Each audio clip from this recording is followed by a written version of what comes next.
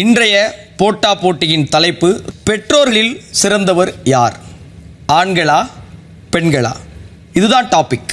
இந்த விவாதத்தை ஜட்ஜஸ் வழிநடத்தி விவாதம் முடிந்ததும் சிறப்பாக விவாதித்த அணியை வெற்றியாளராக அறிவிக்க வேண்டும். ஆண்கள் அணியிலிருந்து பேச வரும் 2 நபர்கள் யார்? அர்ணவ் அண்ட் சத்யா. ஆண்கள் அணியிலேருந்து ஜட்ஜா வந்து நம்ம ரஞ்சித் சார். பெண்கள் அணி. பெண்கள் அணியிலிருந்து பேச்சாளர்களா நானும் அன்ஷிதா, ஜாக்லினும் அன்ஷிதாவும் வரும். ஜட்ஜா வந்துட்டு முத்து வராங்க. யாருக்கு தாங்க பிடிக்காது? பூனைக்கும் நாய்க்கும் கூட பிடிக்குங்க.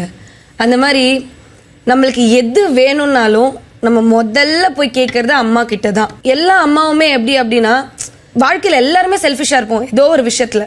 ஆனால் ஒரே விஷயத்தில் மட்டும்தான் செல்ஃபிஷாக இருக்க மாட்டோம். அது எங்கன்னா தன்னோட புள்ளைக்கிட்ட மட்டும்தான். ஃபர்ஸ்ட் நான் எங்கள் அம்மாவை பற்றி சொல்லிடுறேன். மொத்தமாக எங்கள் அம்மா எங்கள் அப்பா கூட வாழ்ந்தது 7.5 வருஷம் தான்.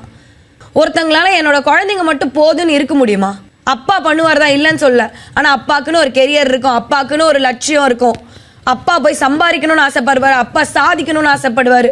அப்பா 10 பேர்கிட்ட வந்து சூப்பர்ரா பெஸ்ட் அப்பாடா அப்படின்னு ஒரு பேரை வாங்கும்போது அப்படி இருக்கும். அம்மா என்னைக்குமே அப்படி நினச்சதே கிடையாது. அம்மாவை ஒரே ஒரு விஷயம் வச்சுதான் பிளாக்மெயில் பண்ணுவோம். என்னது? வீட்டை விட்டு வெளில போயிடுவேன்னு. அம்மா விடுவாங்களா? அப்பா என்ன சொல்வார்? போய் பட்டு வான்னுவார். ஏன் அம்மாவுக்கு தெரியாது திருப்பி வருவாங்கன்னு? ஆனால் என் புள்ள ஒரு வேளை சாப்பிட்லன்னா அதுதான் அம்மா. எங்கள் அம்மாவும் அப்படிதான். எங்கள் அம்மாவுக்கு இப்போ வரைக்கும் சொல்கிறேன், எங்கள் அம்மாவுக்கு இப்போ கூட நீங்கள் எடுத்து போய் 1 கோடி ரூபா கொடுத்தீங்கன்னா அவ்வளோதான், உன் பிள்ளைங்க வளர்ந்துட்டாங்கல்ல, 1 கோடி ரூபா உன் கையில் இருக்குது, உனக்கு என்ன பண்ணுமோ இப்போ பண்ணுன்னா எங்கள் அம்மா எதுவுமே பண்ண மாட்டாங்க. என் பிள்ளைங்களுக்கு தான் கொடுப்பேன்னு சொல்லுவாங்க. அவ்வளோதான் எங்கள் அம்மா. 2வது விஷயம், குழந்தை பெற்றதுக்கப்புறம் நிறைய பேருக்கு தெரியும்னு நினைக்கிறேன், போஸ்ட் டிப்ரெஷன் ஒரு எல்லாமே எல்லா பெண்களுக்குமே வரும். நைட்டு 1 மணி நேரத்துக்கு ஒரு வாட்டி அந்த குழந்தை எழுந்திருக்கும் போது ஒரு வேளை அப்பா எழுந்திரிச்சு பார்த்துப்பாரு தான், இல்லைன்னுலாம் சொல்லலை. அப்பா எந்திரிக்காம இருந்தா கூட அம்மா பால் கொடுத்து கஷ்டப்பட்டு எப்படியாவது படுக்க வச்சிருவாங்க. ஆனால் அந்த அம்மா எந்திரிக்கலனா ஏன் தாய்ப்பால் முக்கியம்னு சொல்றாங்க?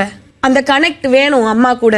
முதல்ல அந்த குழந்தை அப்பான்னு சொல்லலாம், இல்லைலாம் சொல்ல. நான் மோஸ்ட் ஆஃப் த குழந்தைங்க மா அப்படின்னு தான் ஆரம்பிப்பாங்க. அதனால தான் அந்த வார்த்தைக்கு அவ்வளோ பெரிய பவர்ஃபுல்லான ஒரு பேர் இருக்கு, அம்மா அப்படின்றது. இப்போ கூட கடைசியா சொல்றேன், அம்மா என் முதல் வரி நீ அம்மா, என் முழு வரி நீ அம்மா, அம்மா நீ தான் பெஸ்ட். அருண் ஐயா, நான் ஒரு விஷயம் நான் தெளிவுபடுத்த விரும்புகிறேன். ஆண் பெண் இந்த ரெண்டு பாலினம் இருக்காங்க இல்லையா, இவங்க முற்றிலும் வேறுபட்ட ஒரு பாலினமாக தான் ஒவ்வொருத்தர் கம்பேரிட்டிவ்லி. பொதுவாகவே பெண்களுக்கு தாய்மை உணர்வு அதிகம். ஒரு ஆண் அப்படி இல்லையா.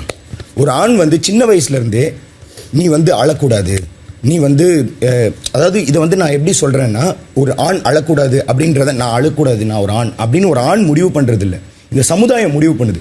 இன்னும் நீ அடிக்கடி அலற பொம்பளை மாதிரி அப்படின்னு ஒரு ஆணை வந்து அங்கே ரெஸ்ட்ரிக்ட் பண்ணுறாங்க. இப்படி தான் ஒரு ஆண் வந்து தன்னுடைய மனசில் இருக்கக்கூடிய எமோஷனை முழுமையாக வெளியில் காட்ட முடியாத ஒரு சுச்சுவேஷன்லேயே பிறந்ததுலேருந்து வளரப்படுறான். பெற்றோர் அப்படிங்கிறது குழந்தைய வளர்க்கறது மட்டும் இல்லை, ஒரு சரியான பெற்றோர் அதில் 2 பேரும் இருக்காங்க. இப்போ நான் இந்த மாதிரி ஒரு பாசமான ஒரு ஆளாக இருக்கேன்னு வைங்களேன், நான் ஒரு பாசமான ஆளாக இருக்கேன் அப்படின்னா சிம்பிளாக பிபின்னு ஒரு பேர் வைப்பாங்க. ஆனால் இதுவே நான் ஒரு புத்திசாலியாக இருக்கேன், ஒருத்தரோட எமோஷன் எனக்கு புரியுது, இவர் ஏன் இப்படி பேசுகிறாரு, இவர் ஏன் இப்படி நடந்துக்கிறாருன்னு எனக்கு புரியுதுன்னா இதுக்கான காரணம் வெளி உலக புரிதல். இந்த புரிதல் அதிகமாக வர்றதுக்கு ஒரு அப்பாங்கிற ஒரு ஃபோர்ஸ் இல்லைன்னா அன்பு அப்படிங்கிறது ரொம்ப முக்கியம். ஆனால் இந்த உலகத்தில் சர்வைவ் ஆகணும்னா அன்பு மட்டும் போதாது, அறிவும் வேணும். அந்த அறிவு சார்ந்த அந்த விஷயங்கள் அப்பா கிட்ட இருந்தால் கிடைக்கும்ன்றது என்னுடைய ஒரு நன்றி. இப்போ ஒரு நிமிஷம் நான் ஒரு பதில் சொல்லிடுறேன். இப்போ நீங்க சொன்னீங்கல்ல பொண்ணு மாதிரி அழாத அப்படின்னு சொல்லுவாங்க அப்படின்னு. பொண்ணு மாதிரி அழாதனா அது ஒரு கஷ்டமான வார்த்தையே கிடையாது. அதான் நானும் சொல்றேன் மேம், அதான் நானும் சொல்றேன். ஒரு ஆணா என்ன பார்த்து ஒரு என்னப்பா நீ இப்ப நான் அழுறேன்னு வைங்களேன், ஏதோ ஒரு இப்ப உங்களுக்கு எனக்கு யாருக்கோ ஒருத்தவங்க சண்டை வந்து திடீர்னு அழுதுட்டு இருக்கேன், ஏய் என்னடா அழுதுட்டு இருக்கேன், எந்திரிச்சு உட்கார், சும்மா அப்படியே இருக்காது அப்படி சொன்னா என் மனசுக்குள்ள ஐயோ நம்ம அழக்கூடாது போல. அப்படி சொன்னா பிரச்சனை இல்ல, அப்படி சொன்னா பிரச்சனை இல்ல அருண். நீங்க சொன்னது பொண்ணு மாதிரி அழாதன்னு சொன்னீங்க அருண். ஒரு நிமிஷம் அருண், நீங்க பேசுமா நான் கேட்டேன்ல அருண், நான் கொஞ்சம் பேசுறேன் அருண். நான் என்ன சொல்றேன்னா, நீங்க வந்து அழாதடா அப்படி அழக்கூடாதுடா அப்படின்னு யாராவது சொல்றாங்கன்னா அது தப்பு தான். அது நானே சொல்றேன். பொண்ணு தான் அழுவணும், பையன் தான் அழுவணும்லாம் ஒன்றும் கிடையாது அருண். பட் ஆனா நீங்க வந்து பொண்ணு மாதிரி அழாதன்னு யாராவது சொல்றாங்கன்னா அதுக்கு அசிங்கப்பட வேண்டிய அவசியமே கிடையாது. அழுவுறதுன்றது நார்மலா நம்மளுக்குள்ள இருக்கிற ஃபீலிங்ஸை எக்ஸ்பிரஸ் பண்றது. அது பொண்ணும் அழலாம், பையனும் அழலாம். அந்த மாதிரி இந்த சமுதாயம் சொல்லுதுன்னா அது தப்புன்னு சொல்லுங்க.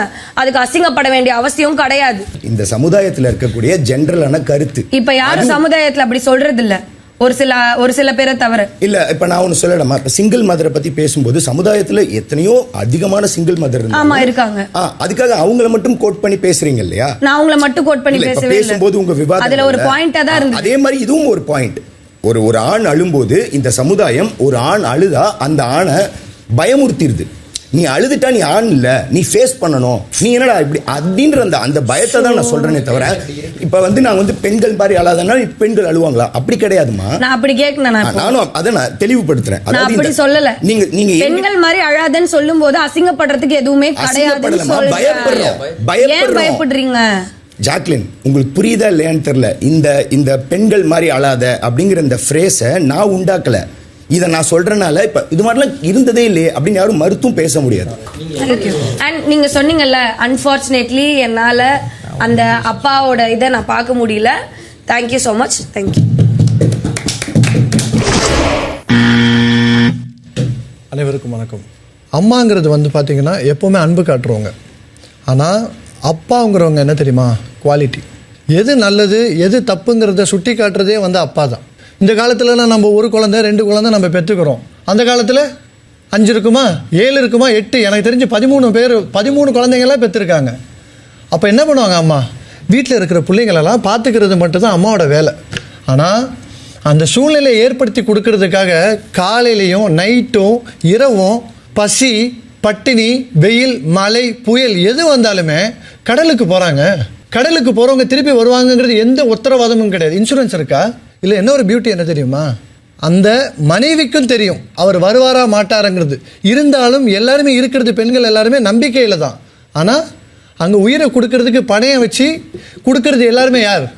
தந்தை. நன்றி. ஒரே ஒரு பாயிண்ட் தான் சொல்லுங்க. கடலுக்கு போற ஆண்கள் வந்து வருவாங்களா இல்லையான்னு தெரியாம அவங்க ரிஸ்க் எடுத்து போறாங்க அப்படின்னு நீங்க சொல்றீங்க இல்லையா? அங்க இருக்க விமனுக்குமே என்ன தெரியும் அப்படின்னா வருவாரா இல்லையான்றதும் அவங்களுக்குமே அங்க ஒரு கேள்விக்குறிதான். வராட்டி அவர் கொடுத்த குழந்தைய வளர்க்கணும்ன்ற ரெஸ்பான்சிபிலிட்டியும் அங்க அவங்களுக்கு இருக்குன்ற. தான் குழந்தை நல்லா இருக்கணும், தான் பொண்டாட்டி நல்லா இருக்கணுங்கிறதுக்காக உயிரை பணைய வச்சு போறாங்களா, அந்த ஒரு இது மட்டும் தான் நான் சொன்னேன். அதுக்கு அடுத்து நடக்க போறதை பத்தி நான் பேசுறேன். மதியம் 2:15. இப்ப இது விவாத மேடையா மாறுது. 2 அணியில இருக்கிறவங்களுக்கும் விவாதம் பண்றதுக்கு வாய்ப்பு இருக்கு. தர்ஷா, இந்த சிங்கிள் விமன் வந்து ஃபேஸ் பண்ற ப்ராப்ளம்ஸ் எல்லாமே ரொம்ப கஷ்டமா இருக்கு இந்த சொசைட்டில ஃபேஸ் பண்றது. ஓகே, இவங்களுக்கு வந்து ஹஸ்பண்ட் இல்லையா அப்படின்னு நிறைய பேர் வந்து அது அட்வான்டேஜா எடுத்துக்கிறாங்க. ஓகே, நம்ம வந்து பேசலாம், நம்ம வந்து அதனால அந்த சொசைட்டியை வந்து அவங்களுக்கு ஃபேஸ் பண்றது இன்னும் அது சேலஞ்சிங்கா இருக்கு. சிங்கிள் மதரா இருக்கும்போது நிறைய பேர் வந்து அட்வான்டேஜ் எடுத்துக்கிறாங்க. அவங்க அட்வான்டேஜ் எடுக்கிறாங்கன்னா நீங்க ஏன் விடுறீங்க? அப்போ இல்லன்னு எப்படி அவங்க சொல்லுவாங்க? அப்போ இல்லன்னு எப்படி சொல்லுவாங்க? இல்லன்னு எப்படி சொல்லுவாங்க? அப்படி பேசாத. மதியம் 2:45. பிக் பாஸ், அங்க ஒரு முடிவுக்கு வந்திருக்கோம். பிக் பாஸ், நாங்களாம் ஒரு முடிவுக்கு வந்துட்டோம். நன்றி உரை நான் சொல்லிடுறேன். இப்போ அப்பா அம்மா இந்த 2 பேரையும் விட்டு கொடுக்க முடியாததுதான் உண்மை. இன்னைக்கு இருக்கிற சமூகத்தை நம்ம எடுத்து பார்த்து தான் இந்த விவாதத்தை பேசணும். ஹவுஸ் ஹஸ்பண்ட்ஸ் இருக்கிறாங்க, குழந்தைங்களை பார்த்துக்கிற சத்யா மாதிரியான நல்ல அப்பாக்கள் இருக்கிறாங்க. ஆனால் எப்போதுமே ஒரு தீர்ப்புன்னு வரும்போது இங்கே ஜனநாயகம் தான் பேசும், மெஜாரிட்டி என்னன்னு பேசும். நாங்களும் குழந்தைய பார்த்துக்கிறோமே, நாங்களும் குழந்தைய எடுத்து வச்சுக்கிறோமே, சத்யா டயாப்பர் மாற்றாரே, இப்படி நீங்கள் சிறப்பாக சொல்வது பெண்கள் சாதாரணமாக தினமும் செய்து கொண்டிருப்பது. நிறைவே அப்படி சொல்கிறேன். ஒரு ஆண் செய்கிற எல்லா தியாகத்தையும் பெண்ணால் செய்ய முடியும். பொருளிட்டாரா, பொருளிட்ட முடியும். உயிரப்பணைய வைக்கிறாரா, உயிரப்பணைய வைக்க முடியும். பெண் செய்கிற தியாகத்தை ஒரு ஆணால் ஒருபோதும் செய்ய முடியாது. அப்பா உயர்ந்தவர், நிச்சயமா அப்பா உயர்ந்தவர். ஆனால் பெற்றோர்களில் அம்மா தான் சிறந்தவர் என்று சொல்லி இந்த வாதத்தை முடிவு செய்ய